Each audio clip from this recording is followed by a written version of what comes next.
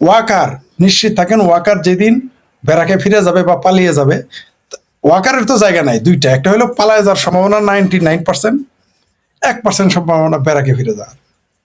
তো যখনই সে ব্যারাকেই যাক আর বিদেশেই যাক, তারপরেই দেখবেন বাংলাদেশের জনগণ এই ভাবির পোলাদের, জুলাই সন্ত্রাসীদের, বিএনপি জামাত এগুলোর উষ্টাইয়া যমুনা নদী পদ্মা নদীতে ফেলাবে না। ঢাকার যে মান্ডা পচা খাল আছে, পৃথিবীর জি সবচেয়ে গান্ডা খাল ঢাকার মান্ডা খাল, ওইখানে নিয়ে চুবাবে, কেউ ঠেকাইতে পারবে না। আওয়ামী লীগও লাগবে না, আপনাকেও লাগবে না, আমাকেও লাগবে না।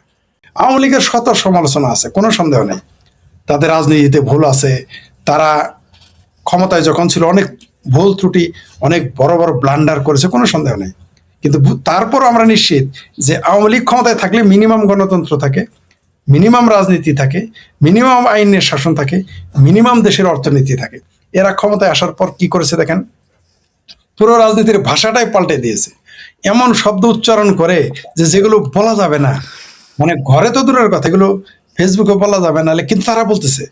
তাদের বলে এটা তাদের জন্য কোরআন, মেরা অলরেডি তাদের যদি নতুন কোরআন আসে, সেখানে সুরায় মগি একটা নাম লিখে ওইখানে এই কি হাদি মাদি এগুলো কি কি তালিবাস অন্তস্থাকের এগুলো তারা লিখে ফেলবে, এটা লিখলে সমস্যা নাই। কিন্তু আমরা যদি পান থেকে চুন খসাই, সেটা ধর্ম অবমাননা, সেইটা সেইটা গণতন্ত্রের অবমাননা, সব ধ্বংস হয়ে যায়।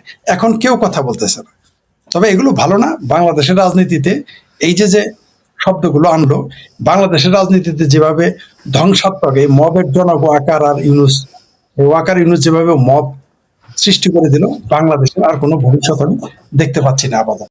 কোন অপরাধটা তারা করা বাদ রেখেছে, গালি দেওয়া থেকে শুরু করে, কবরে আক্রমণ শুরু করে, কবরে আগুন দেওয়া শুরু করে, কবর থেকে লাশ তোলা থেকে শুরু করে, জিন্দা মানুষ পুড়ে দেওয়া থেকে শুরু করে, মুক্তিযুদ্ধের চেতনাকে ধূলিসাৎ করা। এক কোথায় রাখে যে শুরুতে আপনি যে বাটপাড়া একটা ভাবির পোলাকে দেখাইলেন, আমার সে মামলা করতে গেছে জুলাই চেতনার বিরুদ্ধে, তার খুব খারাপ লাগছে, কিন্তু মুক্তিযুদ্ধের চেতনা ধ্বংস করাতে তার সমস্যা হয়নি, কারণ সে তো মুক্তিযুদ্ধকে ধারণ করে না।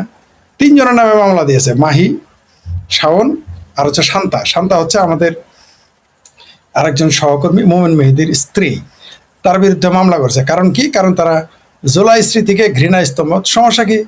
তোমরা এত কিছু ঘৃণা স্তম্ভ বানাইতে পারো, তারা বানাইলে সমস্যা কি? কারণ এবার তো হাতে ঘালে গেছে। শুধু তাই না, এরা এই মুহূর্তে যদি শুধু এই যে আমার ভাবির পোলাদের মামা ওয়াকারের জলপাই রং যদি মাঠে না থাকতো, তাইলে বুঝতে পারতেন দেশে কি হইতো। এই যে জলপাই রঙই তো এদের আসল পাহারাদার। আমরা তো মনে করতেছি বিএনপি ক্ষমতায় আসছে, জামাত বিরোধী দলে ভাবির পোলারা 6 জন অনুরোধের আসরের এমপি, তারপর স্বতন্ত্র, এগুলো কিছু না, এগুলো হচ্ছে সবই নাটক। মূলত ক্ষমতার সব কেন্দ্র কাকে কেন্দ্র করে ঘুরে? এই যে ভাবির পোলাদের মামা ওয়াকার, এই যে গাদ্দার ওয়াকার। কারণ মোল্লা আর মিলিটারি কোনোদিনই বাংলাদেশের মুক্তিযুদ্ধের পক্ষে ছিল না, আওয়ামী লীগের পক্ষে ছিল না, অদূর এখনো নেই, অদূর ভবিষ্যতেও থাকবে না। এটা বুঝাইতে বুঝাইতে আমরা বুঝে গেলাম, তারা কেউ বুঝলো না। বুঝলে বুঝলো, না বুঝলে এরকম প্রতি 5ই আগস্ট প্রতি বছর ঘটবে। কারণ আমরা তিতা কথা বলি, সত্য কথা বলি, অনেকের কাছে খারাপ লাগতে পারে, কিছু করার নেই। আপনি দেখেন, আজকে শিলং সালাউদ্দিন সাহেব ঘোষণা করেছে আওয়ামী লীগের দিল্লিতে দাফন হয়ে গেছে। কে বলেছে? যিনি নিজে দিল্লি থেকে, যিনি নিজে আসাম থেকে থেকে পরে বাংলাদেশে এসে স্বরাষ্ট্রমন্ত্রী হয়েছে। এগুলো কেন বলতেছে জানেন? এটা একটা থ্রেড। তারপর আপনি জানেন যে বাংলাদেশের কি 4টা ব্রিগেডের নাম দিয়েছে, আবু বক্কর, উমর, ওসমান আলী। আরেক হাস্যকর ব্যাপার, এই আরবের ধর্মান্তরিত পত্তলিক, তারা তারা ছিল আগে পত্তলিক।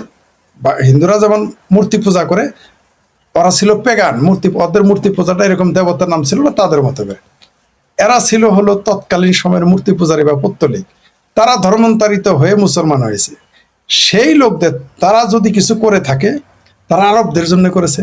তারা যদি কিছু করে থাকে, ইসলামের জন্য করেছে। এর সাথে বাংলাদেশের, স্বাধীন বাংলাদেশের সেনাবাহিনীর ব্রিগেডের সাথে সম্পর্ক কি? আবার আরেক শিক্ষক একটা পোস্টে লিখেছে যে রামযদু মধু হইলে ভালো হইতো। জি, রামযদু মধুই তো হওয়ার কথাই না, কারণ আমাদের কারো নাম উমর না, বাঙালিদের নাম তো উমর বক্কর হয় না, ওটা তো আরবদের নাম। যদু মধুই তো হবে ভাই। সে আবার মুক্তিযোদ্ধার সন্তান দাবিদার, আবার আওয়ামী লীগের দাবিদার, সে এগুলো পোস্ট দিয়েছে। মানে এইখানে আমি বুঝতে পারলাম না যে আরবের লোকদের কি কাজ আছে এখানে। যাই হোক, সেটা অন্য বিষয়। আপনি যেটা বললেন যে এদের গায়ে আগুন লেগেছে কেন, কারণ মেহরাজ শাওন মৌসাকে ঢিল মেরেছে। আরিফ জেবতিক ভাই আরো খোলাসা করে দিয়েছেন যে জুলাই সিডিআই মেহেরা আফরোজ শাওন করে নাই, জুলাই সিডিআই শান্তা করে নাই, জুলাই সিডিআই মাহি করে নাই, যাদের ওই খেতে ঢেল খেতেই ভাঙে। তো যারা জুলাই সন্ত্রাস করেছে তারাই জুলাইয়ের 12টা বাজিয়ে দিয়েছে। এক পাবলিক তো লিখেছে যে লবার জুলাই লিখে, দেখছেন না, এক মুরব্বী লবার জুলাই লিখে ধরেছে। অর্থাৎ তারা এখন ক্ষমতায়, মিলিটারির ক্ষমতা, মিলিটারি তাদের ক্ষমতা দিয়েছে, যার জন্যই তারা এত কথা বলে। এরা করলে কৃষ্ণলীলা, অন্য করলে ঢং। এরা সারাদিন এগুলো বলবে, আর শাওন শুধু যদি লেখে যে জুলাই সিডিআই, তাতেই তাদের আতে ঘা লাগে। এরা সারাদিন এই ধরনের বৃষ্টি কথা বলবে, তারেক রহমানকে নিয়েও বলবে, কোনো সমস্যা নেই। তারেক রহমানকে কুলাঙ্গার বললেও এই দেশের সমস্যা হয় না, কিন্তু জুলাই সিডিআই লিখলে সমস্যা। এই দেশে মুক্তিযুদ্ধের স্মৃতি সকল কিছু ধ্বংস করলে সমস্যা নাই, 72-এর সংবিধান ফেলে দিলে সমস্যা নাই, বঙ্গবন্ধুকে গালি দিলে সমস্যা নাই, জয় বাংলা স্লোগান দিলে, জেলে দিলে সমস্যা নাই, এই দেশে আওয়ামী লীগ নিষিদ্ধ করলে সমস্যা নেই। এই দেশের যত সমস্যা এই জুলাই নিয়ে। এরা জুলাইকে প্রতিষ্ঠিত করতে চায় মুক্তিযুদ্ধের বিপরীতে, অত নালে আদেশের না। বাংলাদেশের মানুষের কাছে যেটা আপনি বললেন, এদের মুখোশ উন্মোচিত। শুধুমাত্র বললাম তাই, ওয়াকারকে, এই যে ভাবির পোলাদের মামা, ওয়াকার সরে যাওয়ার পরেই হাউ মেনি পেডিতে হাউ মেনি রাইস না, হাউ মেনি পেডিতে হাউ মেনি গম হয়ে যাবে। এবার আপনি দেখতে পারবেন বাংলাদেশের এই রাজাকার আল বদর আল শামস আর সিংহবামেরা কল্পনাই করতে পারতেছে না এদের কপালে কি শনি অপেক্ষা করতেছে। আর আপনি বিশ্বাস করেন আসাদুর, আমি আওয়ামী লীগ নিয়ে চিন্তা করা বাদ দিয়েছি। কারণ কি? কারণ তাদের সাঁতারের উপরে তো পানি নাই, তারা তো সাঁতরেই পার হইতে হবে তাদের নদী। 10 ফিটও পানি, 20 ফিটও পানি, 100 ফিটও পানি, 1000 ফুটও পানি, তাদেরকে সাঁতরেই পার হতে হবে। আওয়ামী লীগের যা হওয়ার তা হয়ে গেছে, হয়ে যাচ্ছে। কিন্তু এই ভাবির পোলাদের যে কি পরিণতি হবে, সিংকুবাম, ওই যে কয়টা তেল চূড়ার মতো লোকায় পোকায় থাকে বাথরুমের টয়লেটের মধ্যে, কয়টা সিংকুবাম যে ফাল দেয় রে ভাই, উরি ভর মনে যে তারাই ক্ষমতা। কিছু সিংকুবাম রাজাকার আলবদরদের কি পরিণতি হবে এটা ভাবলে আমার গা শিউরে ওঠে। কারণ আপনি আসাদ নূর কি পারবেন? আমরা হয়তো নিন্দা জানাইতে পারবো, যে এই ঘটনা নিন্দা জানাই। আপনি কি পারবেন, বা আমি কি পারবো, যে ছেলেটার মাকে পিটিয়ে মেরে ফেলেছে ছাত্রলীগ করার জন্য, সেই ছেলেটা যেদিন ফিরে আসবে, সে বিদ্রোহ ঘোষণা করবে, আপনি তাকে কি দিয়ে বোঝাবেন ভাই? কি সান্ত্বনা দেবেন? তার মাকে মেরে ফেলেছে, একটা অপরাধ, তার কি অপরাধ সে ছাত্রলীগ করে? যদি ছাত্রলীগ করার তার কোনো অপরাধ থেকে থাকে, সেটা আদালত দেখবে, তার মাকে মেরে ফেলেছে। আওয়ামী লীগ করার জন্য একজনের স্ত্রীকে 1 বছর যাবৎ ছাত্র দলের নেতা ধর্ষণ করে চলছে। মুক্তিযুদ্ধের পক্ষের শক্তি হওয়ার কারণে যার বাপের কবরে আগুন লাগাইছে, আপনি একটা মানুষকে পিটিয়েছেন, সে কিন্তু আপনাকে ক্ষমা করতেই পারে তাকে বুঝাইলে। কিন্তু আপনি তার বাবার কবরে আগুন দিয়েছেন, তার মাকে পিটিয়েছেন, তার সন্তানকে কিছু করেছেন, সে কি আপনাকে ক্ষমা করবে? বা আপনি কি তাকে গিয়ে বলতে পারবেন তুমি কিছু করো না? এই যে যে মানুষটিকে, যে 3 জনকে, আমি ওই দিন থাকতে পারি নাই আপনার ওইখানে, যেদিন তুরাগ নদী নিয়ে আপনি একটা অনুষ্ঠান করলেন, যে 3 জন সন্তানকে মেরে ফেলেছে, আপাতত 3 জনের লাশ পেয়েছে, আরগুলো তো স্বীকার করে নাই, বলেছে তারা জেলে আছে, জেলে থাকলে তো দেখাবে চেহারা, তাও কিন্তু দেখায় নাই। তো সে যে 3 জনকে হত্যা করেছে, ওর মায়ের পেটের ভাই আপনাকে ছাড়বে? এখন যা যা করতেছে এগুলো 10 গুণ না, 20 গুণ না, 50, 100 গুণ রিটার্ন যাবে। তখন হয়তো আমরা নিন্দা জানাবো, যে এই ঘটনার নিন্দা জানাই, এর চেয়ে বেশি কিছু বলতে পারবো না, এর চেয়ে বেশি কিছু বলার আমাদের। এই যে আজকে যে যারা মুক্তিযুদ্ধকে ধ্বংস করে, মুক্তিযুদ্ধের চেতনাকে পায়ে ঠেলে জুলাই চেতনাকে আগে নিয়েছে, এদের যখন জেলে পড়বে আপনি কি বলবেন? এই যে লোকটা, যে তরুণ, যে ভাবির পোলা আমার, জুলাই সিডিআই শুধু এই শব্দ বলার কারণে তার নামে মামলা দিল, তাহলে 32 নম্বর ভাঙার জন্য কি মামলা হবে না? ভাস্কর্য ভাঙার জন্য কি মামলা হবে না? 72 সংবিধান যে ছিঁড়ে ফেলতে চেয়েছে তার জন্য মামলা হবে না? যে বাংলাদেশ আওয়ামী লীগকে মোল্লার মিলিটারি মুখোমুখি হইতেই হবে, কোনো উপায় নাই। অনেকেই ভেবেছিল যে সাধারণ স্বাভাবিকভাবে বাংলাদেশ আওয়ামী লীগের ওই পথ বন্ধ হয়ে গেছে, ধীরে ধীরে আরো শক্ত হচ্ছে। আজকে আপনি দেখেছেন তারেক রহমান কি বয়ান দিয়েছে, সালাউদ্দিন সাহেব কি বয়ান দিয়েছে, আপনি দেখেছেন।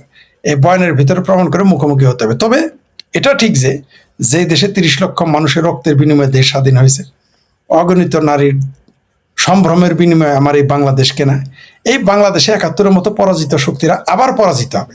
কিন্তু সমস্যা হলো আমাদের অনেক মূল্য দিতে হবে আবারও। আমাদের একবারই মূল্য দেওয়ার কথা ছিল 71-এ, কিন্তু আমাদের কেন যেন মনে হচ্ছে আবারও আমাদের অনেক মূল্য দিয়ে আমাদের স্বাধীনতা, আমাদের মুক্তিযুদ্ধ, আমাদের পতাকা, আমাদের সার্বভৌমত্বকে আমাদের করে নিতে হবে অনেক মূল্য দিয়ে মনে হচ্ছে, এবং অলরেডি অনেক মূল্য দেওয়া হয়ে গেছে। আপনি দেখেন এই 2 বছরে প্রায় কত কত শত লোক মারা গেছে, প্রতিদিন 10-12 জন মারা যাচ্ছে। এর মধ্যে 10 জন হলে 8 জনে আওয়ামী লীগের পক্ষের বা মুক্তিযুদ্ধের পক্ষের মানুষ। এটা কিন্তু জামাত শিবির মারা যাইতেছে না, কে মারা যাচ্ছে? যারা মুক্তিযুদ্ধের পক্ষের। তো এই জিনিসটা একটা পর্যায়ে বাংলাদেশে আওয়ামী লীগের কিন্তু এখন মুক্তিযুদ্ধের পক্ষের যারা, তাদের কিন্তু মোল্লাদের ডর শেষ হয়ে গেছে। তারা কিন্তু ওই যে মোল্লাদের কথা না শুনলে বেহেস্তে যেতে পারবো না, এই ভয় কিন্তু মোটামুটি একটা কাজ ভালো হয়েছে।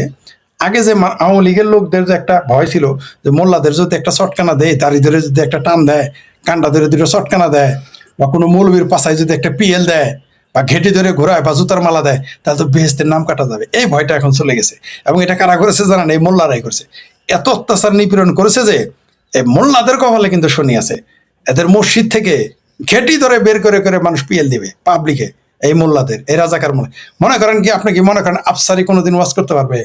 মৌলানা গাবগাছি কোনোদিন ওয়াজ করতে লাইথে না হবে? এ আফসারিরা উষ্টাবে পাবলিক, এ হামকুল্লাহ ফাহমকুল্লাহ বালাজারি খালাজারি ফুটবলের মতো সরাবে পাবলিক এদের, এই মৌলবীদের। এদের ওয়াজ করতে দিবে? মনে করছে মৌলবীদেরই আর ওয়াজ করতে দিবে না বলি, কারণ ওরা জানে যে ভেতরে ভেতরে এরা কি, এরা কিন্তু বুঝে গেছে। এরা যতই আমাদের গালি দেয়, এরা কিন্তু এখন বুঝে গেছে যে আমরা যা বলি তা কিন্তু সত্য।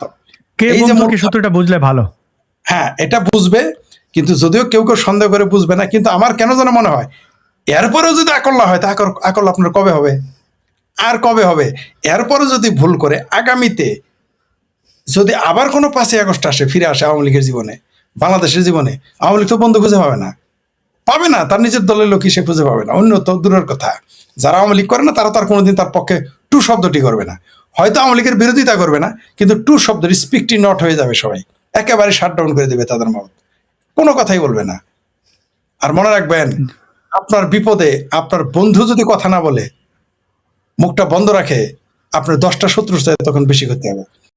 খালেদ মহিউদ্দিন বিরাট বড় বুদ্ধি, আরে এ কিন্তু ডাইরেক্ট না, খালেদ মহিউদ্দিন কিন্তু ডাইরেক্ট ওই কিন্তু হায়ারে।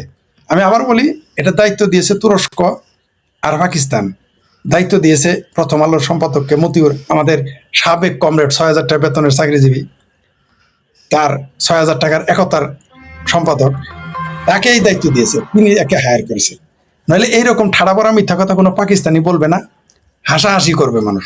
বিশ্বাস করে এটা শুনলে পাকিস্তানের যে 3rd ক্লাস বুদ্ধিজীবী আছে, মানে যে চরম বাংলাদেশ বিদ্বেষী, বাঙালি বিদ্বেষী, ভারত বিদ্বেষী, সেও যদি হাসে হাসে বলবো যে বাংলাদেশ এরকম আমাদের গোলাম কেমনে পয়দা হইলো, ওরা হাসবে।